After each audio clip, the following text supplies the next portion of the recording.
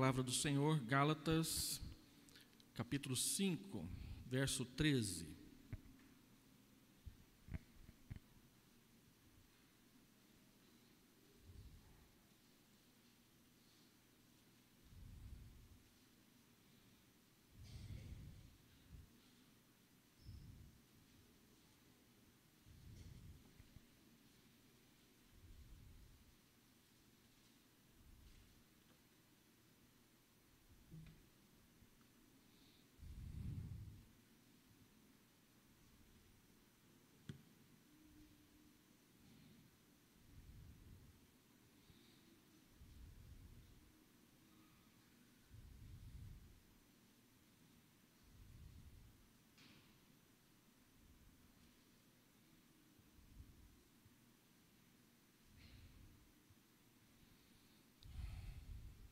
Gálatas, capítulo 5,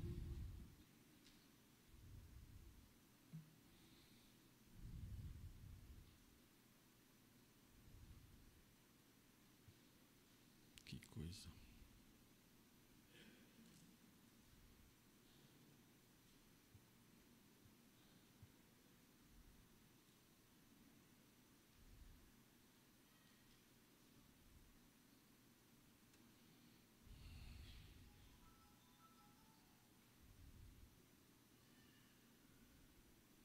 Eu tenho duas Bíblias eletrônicas. As duas travaram aqui. Estou abrindo a terceira. Só um minutinho.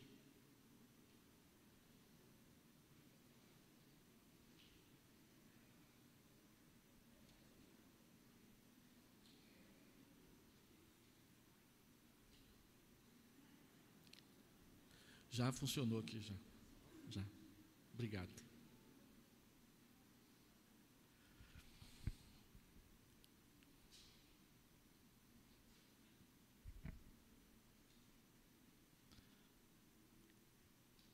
Muito bem.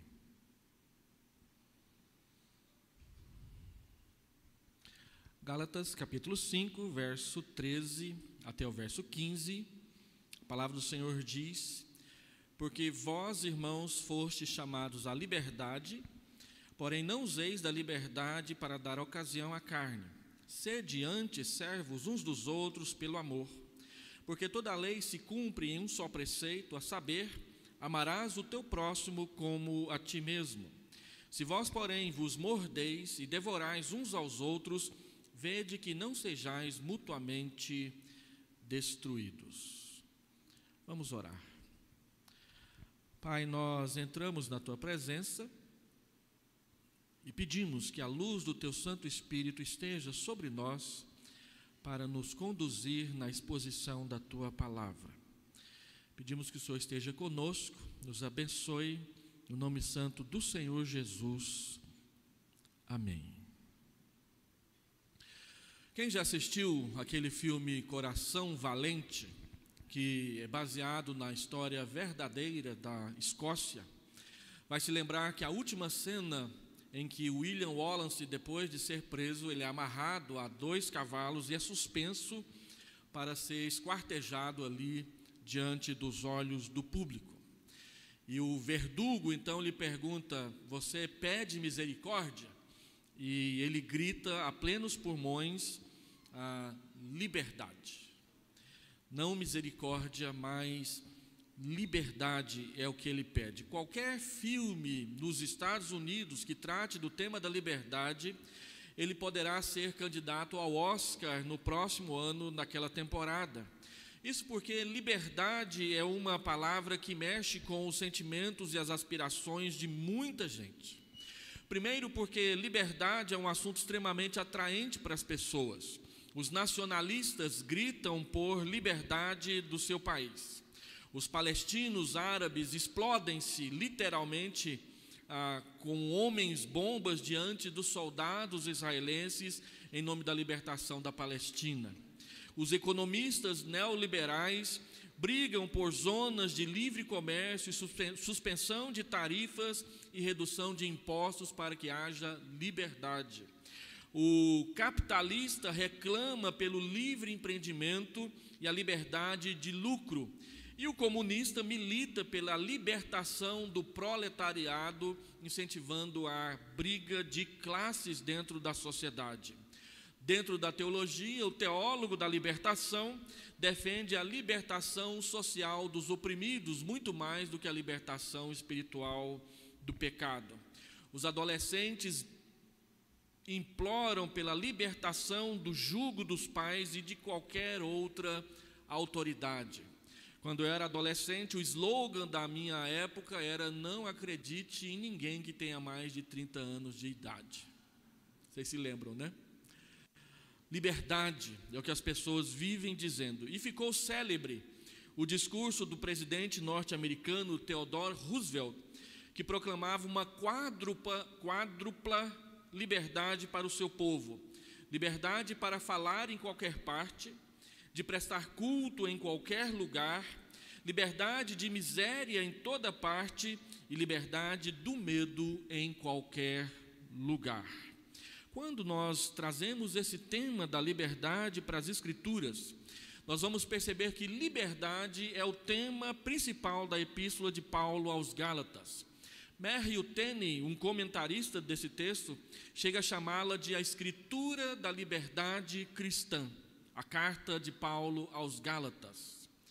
Pois para ele, Gálatas incorpora o ensino germinal sobre a liberdade cristã, que separou o cristianismo do judaísmo e que o lançou em uma carreira de conquista missionária por todo o mundo. Em Gálatas, Paulo lança a pedra fundamental do ensino sobre a salvação exclusivamente pela graça e pela fé, afirmando que a salvação é gratuitamente concedida por Deus em resposta à fé que se fundamenta em Cristo, na sua revelação pessoal ou na revelação pessoal de Deus a nós, que é anunciada no Evangelho. Por isso, a nossa liberdade como cristãos se origina na revelação de Deus que define a fraqueza humana e que torna disponível o poder salvador de Deus para todos nós. Nós somos livres em Cristo, não para desobedecer a quem quisermos, mas para obedecermos a Deus espontaneamente, em função do seu Espírito que veio habitar permanentemente em nós. E se o Espírito Santo domina o nosso íntimo, a ação do homem exterior será responsivamente controlada de conformidade com essa verdade. A bomba que explodiu nas igrejas da Galácia, de Icônio, Listra e Derbe e Antioquia naquela época, foi quando um grupo de cristãos judeus ou de judeus cristãos, conhecidos como judaizantes, veio pregando a necessidade da circuncisão dos crentes gentios, a fim de que a sua fé fosse considerada verdadeira. Paulo entendeu que isso era se opor à liberdade cristã que Deus estava nos dando a Cristo. Paulo ensina que só a fé, os judaizantes ensinavam que só a fé não bastava para serem salvos, que eles deveriam também assumir o rito de iniciação judaica, que era a circuncisão. Por isso, quando você lê a epístola de Gálatas, você percebe que nessa carta, Paulo deixa bem clara a sua posição de que se os judaizantes tivessem razão, o cristianismo não passaria de mais uma seita dentro do judaísmo. O ponto alto da defesa de Paulo a respeito da justificação pela fé somente acontece no capítulo 2, quando ele afirma que o homem não é justificado perante Deus pelas obras da lei, e sim mediante a fé em Cristo Jesus, versículo 16. Por quê? Ele diz no verso 21, pois se a justiça é mediante a lei, segue-se que Cristo morreu em vão e nós ainda continuamos escravos do pecado. Logo, ser justificado, segundo Paulo, é morrer para a lei, a fim de viver para Deus, capítulo 2, versículo 19.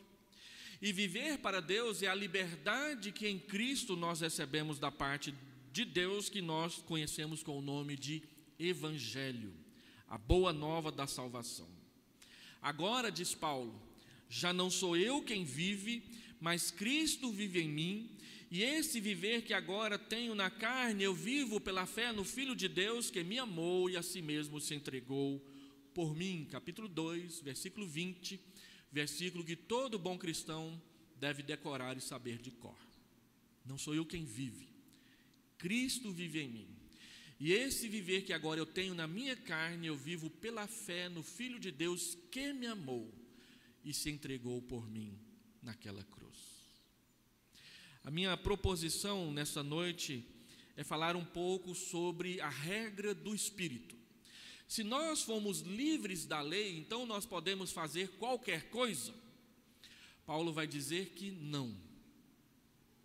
Que é preciso entender a natureza da liberdade cristã. Liberdade cristã é um tema que sempre vai e volta nos círculos da mocidade da igreja. O que quer dizer ser livre?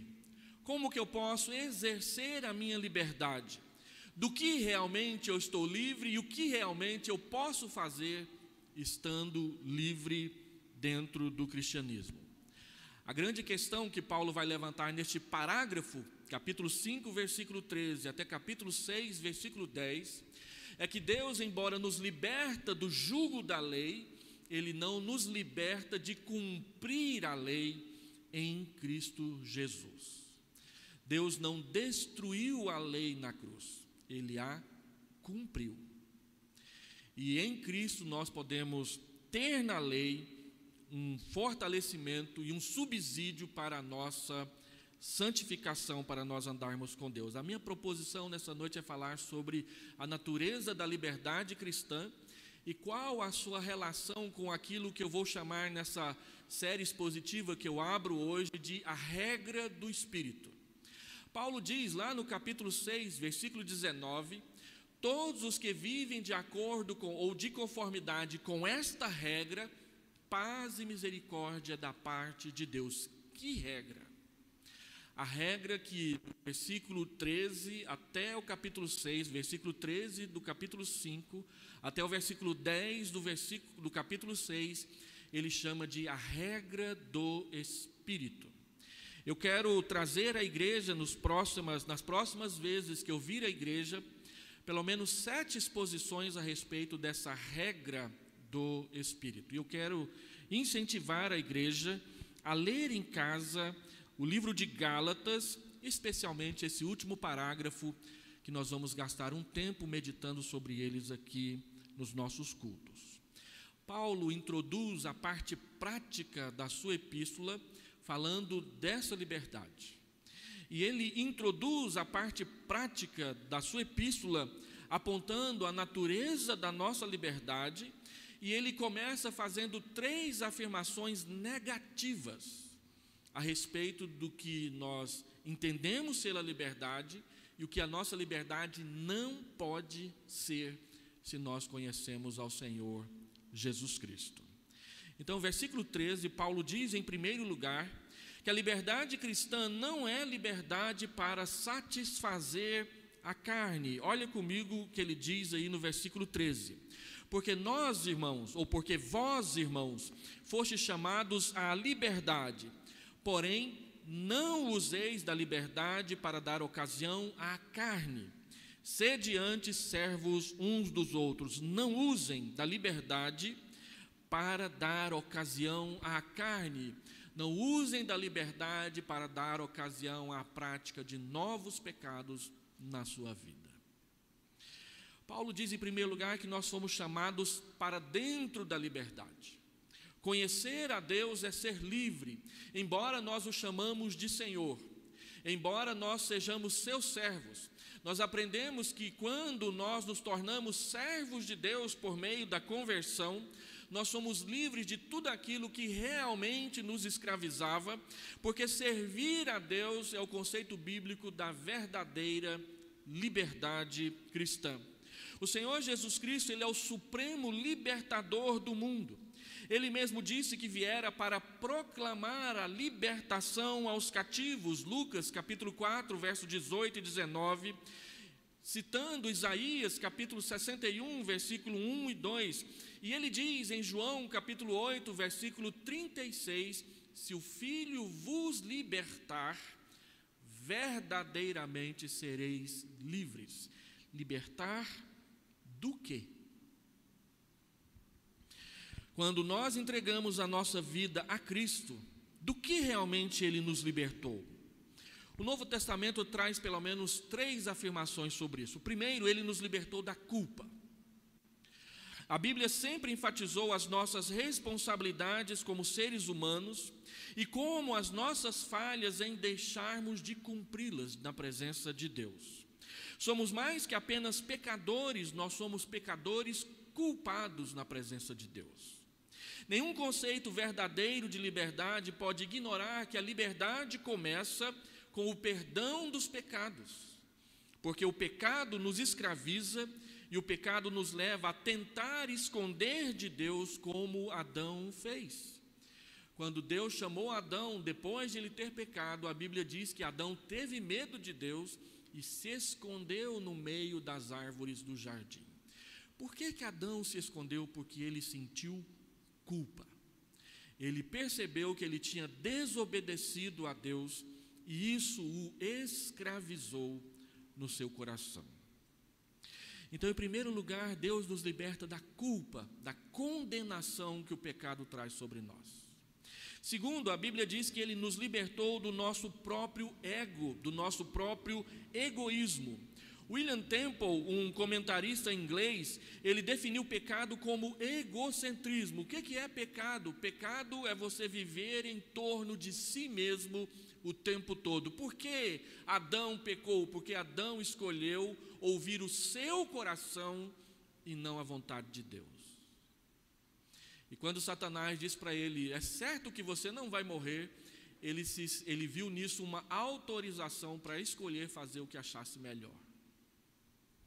Nós aprendemos que pecado é quando nós decidimos fazer a nossa vontade e deixar a vontade de Deus à revelia para não obedecê-la. O pecado é exatamente aquilo que nos leva a negar o amor a Deus acima de todas as coisas e também o amor ao próximo, como nós amamos a nós mesmos. O primeiro pecado foi exatamente a rejeição, a submissão à palavra de Deus para se fazer o que o coração desejava. Olhou para o fruto, viu que o fruto era desejável para comer e comeu. Nosso maior pecado é justamente querer satisfazer aquilo que a Bíblia chama de carne. Carne não é o corpo humano com seus órgãos, veias, artérias, ossos e carne. Carne é a nossa natureza humana pecaminosa em rebelião contra Deus. Sempre que a Bíblia usa esse conceito de satisfazer a carne, ela está falando de satisfazer os apetites, os desejos do nosso coração, em detrimento da obediência à vontade de Deus. Efésios capítulo 2, versículo 2, diz que dentre as coisas das quais Deus nos libertou e das coisas às quais nós éramos escravizados, Paulo diz em Efésios 2, 2 que nós éramos escravos das inclinações da nossa carne pecaminosa, dos nossos desejos. Os nossos desejos são mais fortes do que nós e eles nos escravizam. E muitas vezes os nossos desejos não têm nada a ver com relação a Deus, mas exatamente em opor-se à vontade de Deus. Em terceiro lugar, a Bíblia diz que Cristo nos libertou do medo. O mundo vive em torno do medo. O medo da doença, o medo da velhice. Eu me lembro de uma vez estar numa casa com um jovem de menos de 25 anos, e não uma mulher, um rapaz, bonito, bem apessoado, jogador de futebol de salão, e ele passando Renil no rosto. As mulheres sabem o que é Renil, né? Renil é aquele produto que você paga passa para diminuir as rugas. Rapaz, você não tem nem 25 anos. É, pastor, mas eu tenho que prevenir, né?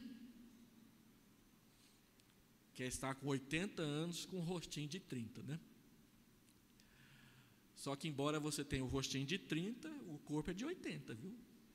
Vocês sabem o que eu quero dizer. Então, medo da velhice, medo da morte, medo do luto, medo de ter de enfrentar o túmulo e não saber o que vem depois, medo do desconhecido, do oculto, da extinção pela bomba nuclear ou pela bomba de hidrogênio ou por qualquer outra bomba que as pessoas inventem por aí, medo do assalto na próxima esquina, medo de ficar sozinho, de ser aquele que vai morrer por último. Eu me lembro que quando o melhor amigo de meu pai faleceu num acidente numa lancha lá no Rio Araguaia, meu pai voltou para casa muito triste e disse: eu vou ser o próximo. E meu pai ficou 35 anos dizendo que ele ia ser o próximo.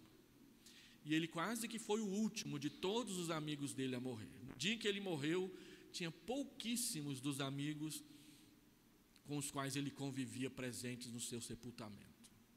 Ele não tinha ficado, ele não foi o próximo e quase que foi o último da sua geração a falecer.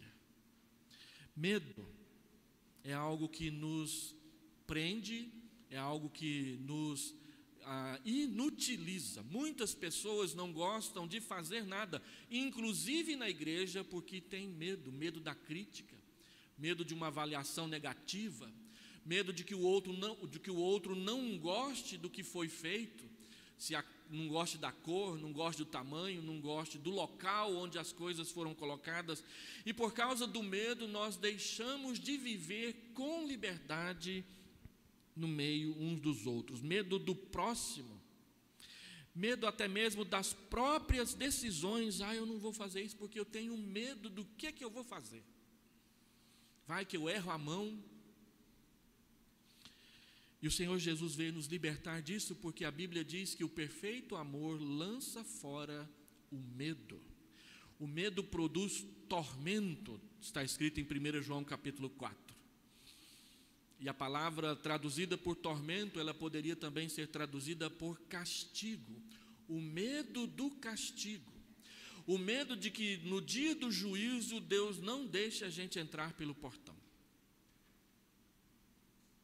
Embora muitas pessoas não obedeçam a Deus, elas têm medo de Deus não salvá-las.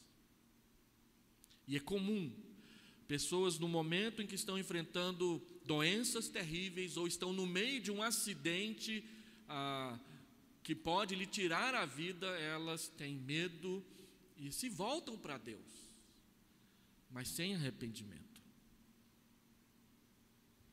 Por outro lado, Cristo é a nossa luz, a Bíblia diz. Ele é a nossa salvação, Ele é a nossa fortaleza. Diz o Salmo 27, o Senhor é a minha luz e a minha salvação. O Senhor é a fortaleza da minha vida, a quem temerei? Eu não tenho medo porque Deus ilumina o meu caminho. Eu não tenho medo porque Deus é a minha salvação. Eu não tenho medo porque Deus é a fortaleza que protege a minha alma. Cristo morreu também para nos libertar do medo. Agora, a liberdade que Cristo nos dá, a liberdade cristã, não é somente uma libertação sem sentido e sem propósito. A Bíblia fala de uma libertação para a liberdade foi que Cristo nos chamou. Não tem sentido falar em liberdade sem objetivos. Quem é livre para uma vida plena e significativa por amor a Deus. Por isso, a Bíblia também diz que Cristo nos libertou para que nós pudéssemos ser nós mesmos, sem os limites que a escravidão do pecado coloca sobre nós. Deus é totalmente livre. Mas, no entanto, é impossível para Deus mentir e ser injusto, pois se assim o fizesse, Ele não seria Deus. Essas coisas são contrárias à sua natureza perfeita: mentir, enganar, trapacear. Quando a Bíblia diz que Deus faz o que Ele quer, ela deixa claro que a liberdade de Deus é limitada à esfera do seu ser. Deus não pode fazer nada contrário ao seu ser, porque Ele é perfeito. E é isso que causa admiração em nós, as perfeições da santidade de Deus. Ele nos libertou para sermos aqueles que Ele projetou para que nós fôssemos. Então ele chega diante de Gideão em Juízes 6 e ele diz: vai nessa tua força, homem valente, e liberta Israel dos midianitas. E Gideão: força, hein? Valente, hein? Eu sou membro da família mais pobre de Israel. A minha família é a menor de Israel. E eu estou aqui arrumando trigo no lagar, porque na mó não dá. Morrendo de medo dos midianitas. Mas Deus olha para ele e diz: homem valente. Deus havia projetado aquele homem para ser um homem forte e líder. No entanto, acovardado pelo medo, ele estava escondido para que a sua comida não fosse roubada. Então Deus diz: vai, porque eu vou com você. E ele foi, e vieram 10.000 pessoas para acompanhá-lo, e ainda assim ele estava com medo. Então Deus vira para ele e diz: tem muita gente, desce lá no rio e põe esse pessoal para beber água, e veja como que eles vão beber água. Quem beber água de um jeito, separa para um lado. Quem beber água de outro jeito, separa para o outro lado. E aí Deus diz: quem bebeu água desse jeito aqui é que vai. E ele foi contar, só tinha 300. Os outros 9.700 foi tudo para casa. E Deus diz: com esses 300 você vai libertar Israel. E ele ainda estava com medo. Deus disse mais uma vez: vai lá no acampamento dos midianitas, esconde lá através de uma árvore e fica escutando o que eles estão conversando. E aí 2 soldados conversavam: eu tive um pesadelo essa noite. Eu sonhei que tinha um pão voando em cima do acampamento, e esse pão rodava e bum, em cima das nossas tendas, e derrubava tudo. E o outro disse: Deus vai matar todo mundo aqui, não vai ficar nenhum. E Gideão ouviu aquilo, e foi o que aconteceu. Com 300 homens, ele libertou Israel como se fosse um homem só. O homem valente não enxerga que é valente até que ele conheça Deus. Essa é a verdade bíblica. Assim, ele nos libertou também para vivermos para a glória de Deus. Agora, o amor de Deus nos constrange, julgando nós isso, 2 Coríntios 5,14. Um morreu por todos, para que todos vivessem. E esses que agora vivem, não vivem mais para si mesmos, mas vivem para aquele que por eles morreu e ressuscitou. Para o Senhor Jesus Cristo, quem quiser salvar a sua vida vai perdê-la. Mas quem perder a vida por causa dele, do Evangelho, vai salvá-la. Então ele diz: isso é a liberdade cristã. Conhecer esse Deus e estar com Ele, andar com Ele, servir à vontade dEle. Agora, Paulo diz que Ele nos chamou para a liberdade, mas Ele não nos chamou para dar ocasião à carne. A liberdade cristã é a liberdade do pecado, mas não é liberdade para pecar. Nossa liberdade nos permite nos achegarmos a Deus e chamá-lo de Pai, mas isso não quer dizer que nos tornamos filhos mimados e cheios de querer. O nosso Pai continua sendo Deus justo, que se revelou numa lei também justa, que é santa e boa. A Bíblia define a liberdade sem limites como licenciosidade. Licenciosidade não é liberdade nenhuma, mas é um novo tipo de terrível escravidão, a escravidão da própria vontade. O dicionário da língua portuguesa define licenciosidade assim: licenciosidade é viver sem regra alguma, que se dá o direito de ter demasiada licença, que não respeita qualquer limite. Quando a Bíblia diz que onde está o Espírito do Senhor, aí há liberdade, ela não está falando da liberdade para fazer qualquer coisa, mas da liberdade da condenação para servir, amar e honrar a Deus e a sua palavra. Dar ocasião à carne significa voltar à velha vida sem Cristo, quando nós éramos escravos de toda sorte de paixões e prazeres. Paulo escreve isso em Tito, capítulo 3, versículo 3. Quando a sociedade moderna grita no carnaval a sua liberdade e proclama o amor livre a plenos pulmões, como nas paradas gays, e hoje aconteceu uma aqui no centro de Goiânia, eles estão proclamando a sua escravidão ao pecado. A força do querer é simplesmente ceder aos apetites da nossa vontade pecadora e pecaminosa. Quem dá rédeas soltas, quem solta as rédeas, pode não conseguir controlá-las depois. A liberdade cristã é diferente porque é a liberdade que nasceu da cruz. Entregar a vida a Cristo significou para nós sermos também crucificados com Cristo. E isso implica, conforme vai dizer o versículo 24 do capítulo 5 de Gálatas, crucificar a carne com as suas paixões e concupiscência. E para quem não sabe, a palavra concupiscência, ela quer dizer simplesmente um desejo que não consegue controlar. Agora nós vivemos no Espírito, o qual, se obedecermos, nos dará vitória sobre a carne. Andai no Espírito e jamais satisfareis aos desejos incontroláveis da carne. Capítulo 5, verso 16.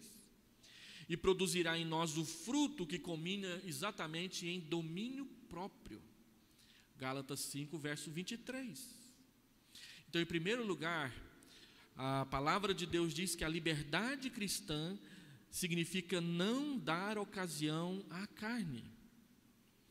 O argumento todo, eu repito para os irmãos, a liberdade cristã não é liberdade para satisfazer a carne. Em segundo lugar, a liberdade cristã não é liberdade para explorar o meu próximo. Olha o verso 13 ainda. Para a liberdade foste chamados à liberdade, porém não useis da liberdade para dar ocasião à carne. Sede antes servos uns dos outros. Liberdade, então, não é liberdade para explorar o próximo, mas é liberdade para servi-lo por amar a Deus e a Ele mesmo. Versículo 13 e também o versículo 15. Paulo diz: antes sejam servos. O que significa ser servo? Ser servo é ter disponibilidade, não esperar pagamento, não escolher o serviço que vai fazer, não escolher a quem servir. Isso é ser servo. E a palavra de Deus diz que nós experimentamos o melhor da nossa liberdade quando voluntariamente resolvemos servir. Liberdade cristã é poder aproximar-se de Deus sem medo, mas também é servir ao próximo com amor. As pessoas, elas são pessoas, elas não são coisas. Não podemos controlar e dispor delas quando não nos servirem mais. Não são os outros que devem ou não servir para nós, mas somos nós que lhes devemos servir por amor a Cristo, aprendendo a sacrificar o nosso bem pelo seu bem e não o contrário. A palavra de Deus diz que Cristo não veio para ser servido, mas para servir e dar a sua vida em resgate por muitos. Mas a teologia de alguns cristãos é: eu não vim para servir, eu vim para ser servido. E isso não combina com Jesus. É triste, muitas vezes, ter que gastar a maior parte do meu tempo de pastorado tentando convencer as pessoas de que é preciso levar as coisas de Deus para o mundo e não ficar trazendo as coisas do mundo para dentro da igreja.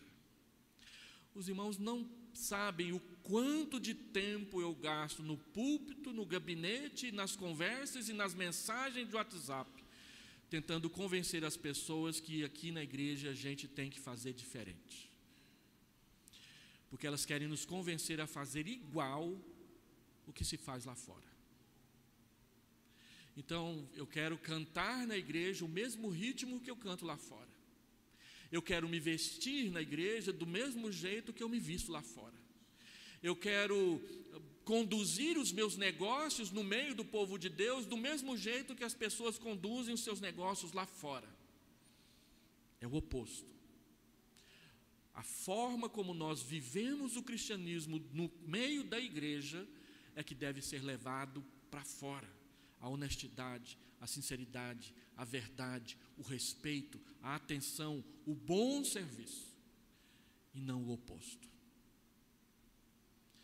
Mas nós queremos trazer para a igreja a música lá de fora, o ritmo lá de fora, as brincadeiras lá de fora, os esportes lá de fora, tudo lá de fora, e como elas são feitas.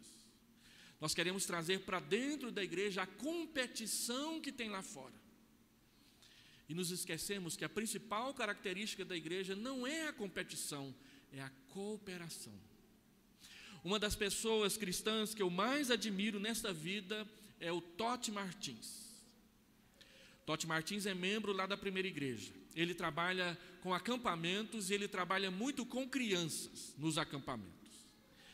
E a gente então contrata o seu ministério para trabalhar nos acampamentos, e ele traz jogos para os acampamentos. Mas os jogos que ele traz para os acampamentos são diferentes do que nós costumamos fazer. Nós gostamos muito de jogos de competição, em que um grupo vai vencer o outro. Ele sempre traz jogos de cooperação, em que um grupo vai ajudar o outro a fazer melhor. Então não tem competição nas brincadeiras que o Totti inventa para os acampamentos, tem cooperação. É um ajudando o outro a conseguir fazer, para que no final todos façam. E aí haja bombom para dar para todo mundo, porque todo mundo ganha no final. E aí ele amarra aquelas coisas nas árvores e a gente tem que arrumar um jeito de ajudar o outro a desamarrar. Ele põe você para subir numa árvore e você vai ajudar o outro a subir na árvore. Sempre ajudando, cooperando, colocando a serviço do outro o que você sabe fazer. Perde nas competições que ele cria para a igreja quem não coopera, quem prefere fazer sozinho, ou quem não se dispõe a ajudar o outro para que a brincadeira aconteça. Isso é cristianismo.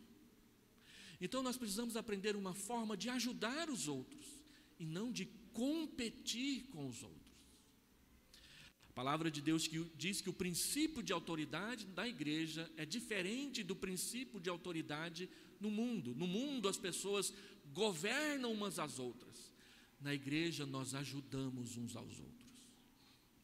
É o que a palavra de Deus diz que a gente deve fazer. Portanto, a nossa liberdade não é para explorar o próximo.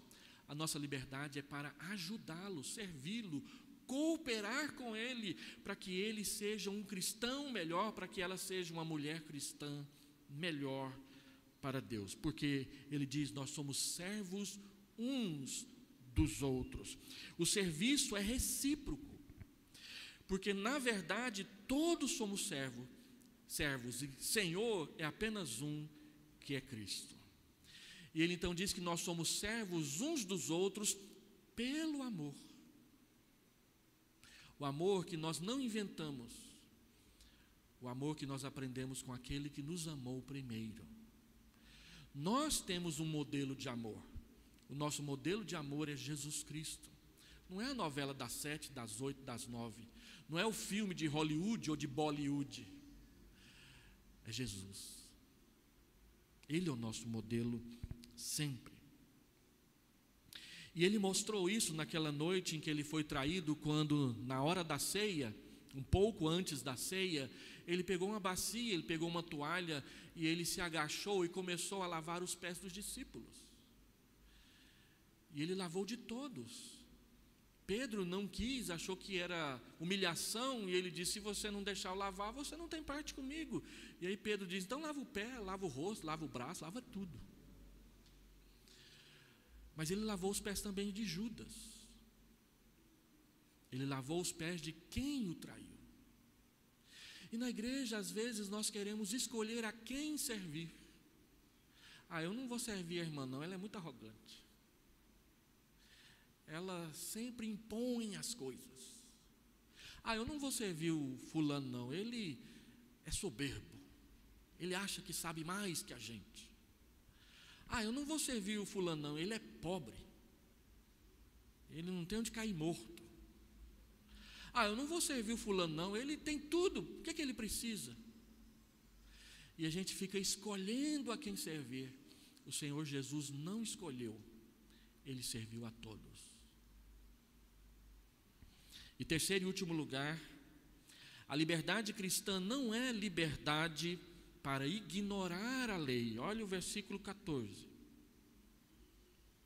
Porque toda a lei se cumpre em um só preceito, a saber, amarás o teu próximo como a ti mesmo. O Senhor Jesus disse que são dois os grandes preceitos da lei: amar a Deus e amar ao próximo como a ti mesmo. Nós devemos aprender a amar os outros do mesmo jeito que nós amamos. Hoje na igreja existe um psicologismo que traz um raciocínio falacioso que diz assim: se eu não consigo amar a mim, como é que eu vou amar o outro? E tem um monte de gente aí que não ama ninguém porque acha que não ama a si mesmo o suficiente. Ora, não é isso que a Bíblia ensina. A Bíblia diz que você deve amar o próximo como você se ama. Não é como você acha que deve ser amado. Todos nós amamos a nós mesmos. O nosso primeiro instinto é proteger a nós mesmos. Então a palavra de Deus diz que nós devemos amar os outros como nos amamos. Você faz o melhor para você. Esse é o modelo que você deve usar na hora de servir o outro. Não é esse psicologismo barato de autoajuda que diz que você nem se ama direito porque tem depressão, porque tem aquilo, porque tem aquilo outro, porque tem ruga, porque não tem dente, porque não tem cabelo, aquela coisa toda. Não. Ame, porque você já foi amado por Deus. Quando Paulo fala sobre o fruto do Espírito Santo em Colossenses, nós vamos falar em Gálatas, ele diz: olha, revesti-vos como eleitos, santos e amados de Deus, de todas essas características. Você deve servir porque você já foi eleito, você já foi santificado e você já foi amado por Deus naquela cruz. Assim, a lei resume o preceito. Quando nós amamos o próximo, nós não estamos descumprindo a lei, nós estamos cumprindo a lei.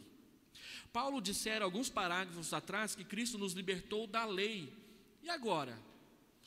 Como que eu, livre da lei, eu cumpro a lei?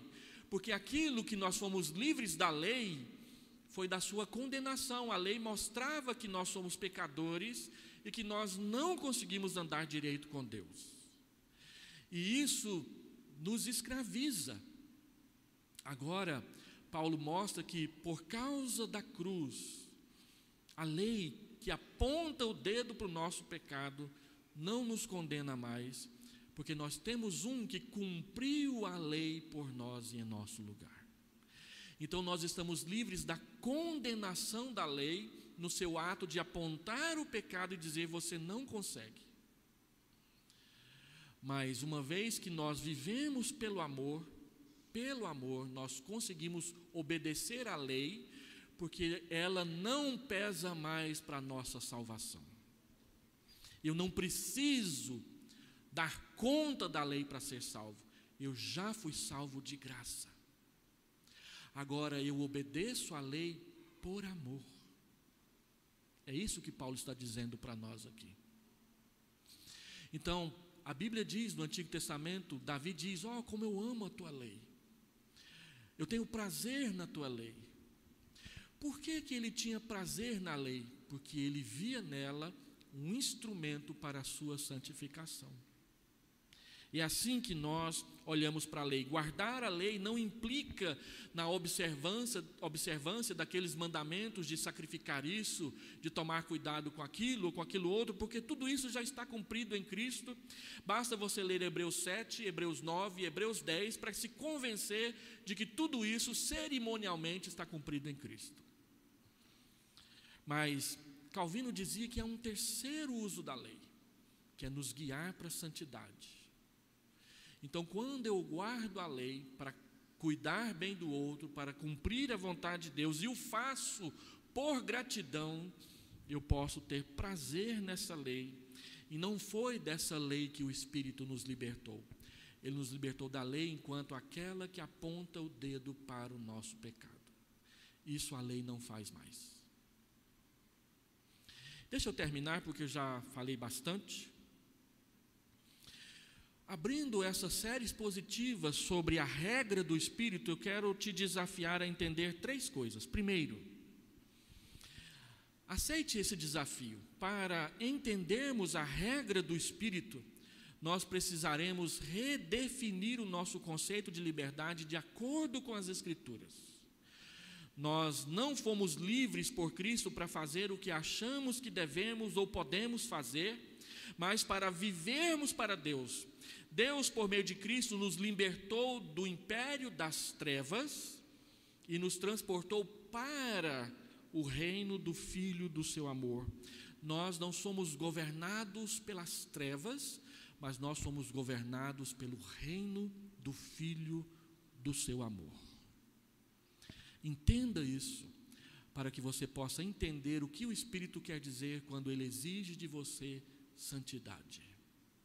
Segundo, a liberdade cristã verdadeira se expressa no domínio próprio, no amor ao próximo e na obediência à lei, e não naquela vontade de fazer o que o coração deseja. Domínio próprio, que também é fruto do Espírito, você vai ver isso no capítulo 5, versículo 23, é o sinal visível de uma vida equilibrada. Nunca como hoje nós temos precisado de pessoas equilibradas que vivam o Evangelho sem exageros, sem aberrações, mas vivam uma vida moderada, equilibrada, serena na presença de Deus e das pessoas. Como é bom estar perto de uma pessoa sensata, lúcida, serena. Isso ajuda, isso não atrapalha. E terceiro, é imperativo para os cristãos viverem a sua liberdade em equilíbrio, ou seja, não cair nem na escravidão e nem na licenciosidade. Em Efésios capítulo 5, versículo 18 a 21, Paulo diz que ser cheios do Espírito não é ser como uma pessoa embriagada, não é estar embriagado do Espírito, porque quem é cheio do Espírito é exatamente uma pessoa sóbria. Quanto mais cheio do Espírito você for, mais sóbrio você será. Agora, nós vivemos aí no meio de várias igrejas que ensinam que ser cheio do Espírito Santo é perder a razão, é se entregar à bajulação, à pulação e ao barulho.